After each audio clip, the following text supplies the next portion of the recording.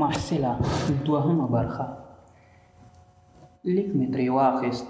له خولې مې هېڅ خبره ونه وته.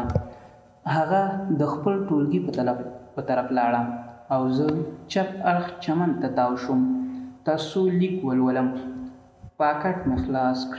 لیکلي وو: د سیاسي علومو په نومرنګ او له ما څخه لوی بې زړه محصله، ستاسو له ښوونځي لږ لرې د طب برخې څخه یوه جنۍ درته د مینې سلام کوي.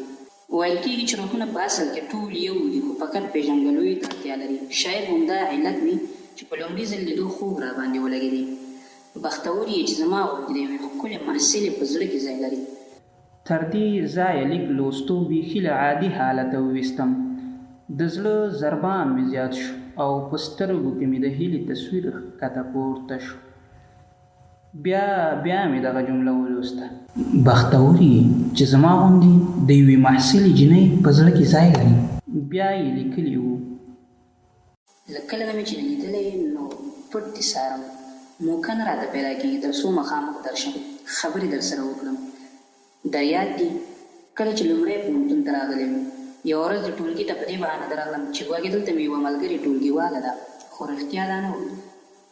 زه ستا لیدو ته درغلی وم. پوهېږم ته مې هم تعقیبوي، ځکه څو ځلې زموږ د ټولګي مخې ته مخامخ کېدل تصادفي نه شي کېدی. زه به یې هم ښه یادېږم. خبرې رانه اوږدې شوې، هسې نه فکر وکړې چې دې نابلدې څومره اوږد لیک لیکلی. خو نه، زه در سره اشنا یم. له ډېرې مودې راهیسې د یادونو تر ټولو نږدې کس مې او د خیالونو نړۍ. لاندې مې درته شمېره لیکلې او بیا زنګ راته وکړه. اوس د ځان غوندې خوږ او ښکلی وخت ولرې. زه دې ځان ته شېبې شمېرم. په مینه ستا نیمګړې ډاکټره. لاندې خپله 3 فوټه امضا کړې وه. ته به وایې چې کومې ادارې ته یې رسمي مکتوب لیکلی. ساعت ته مې وکتل، درس شروع. په بیړه مې لیک جیب ته کړه او ټولګي ته لاړم.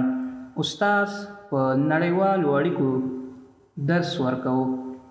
زه د خیالونو په نړۍ کې د لیک په ځوابي کلمو پسې لالهنده ګرځېدم. څه ولیکم، څنګه یې ولیکم، نه او رښتیا نمبر یې شته، زنګ به ورته وکړم. تر رخصتۍ مې پر همدې فکر کوه. کور ته چې لاړم نو مور ته مې غېږ ورکړه. مورکۍ، زه نن سخت ستړی یم، ویده کېږم، ډوډۍ به بیا وروسته وخورم. هغې وویل: سمه ده زویه، چې لمانځه ته پورته شوې نو ډوډۍ به هم وخورې. په بیړه خپلې کوټې ته لاړم. دروازه مې بنده کړه او پردې مې کش کړې چې څوک مې ونه ګوري. لیک مې راواخیست. زر مې ترې شمېره په موبایل کې د روانشناس په نوم ثبت کړه. څو ځلې مې یې نمبر اوکی کړ او بېرته به مې زر قطع کړ. نه پوهېدم څه ورته ووایم. بالاخره مې یې نمبر اوکی کړ او سترګې مې پټې کړې.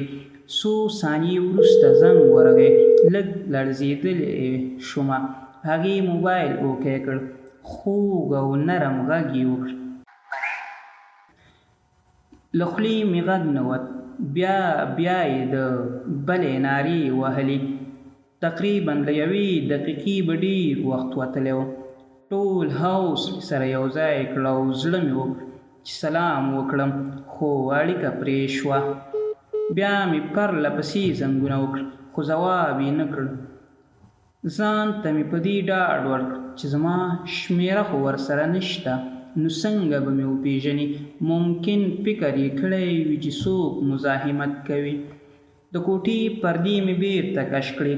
د باندې مې د ونې په پرې شوي خاښ ناستې یوه جوړه مرغیو سترګې ولګېدې. له ځان سره مې وویل: دا څومره ښې دي، پرته له کومې ویرې او محدودیته د یوې بلې په خوا کې ناستې دي. لاسونه مې لا سر لاندې کړ او اوږد وغځېدم.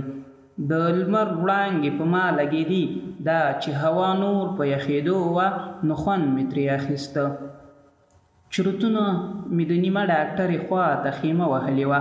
د هغې د لیک خواږه الفاظ مې بار بار تکرارول. یو ناڅاپه مې په ذهن کې راوګرځېدل چې باید لیکلی پیغام ورته ولېږم.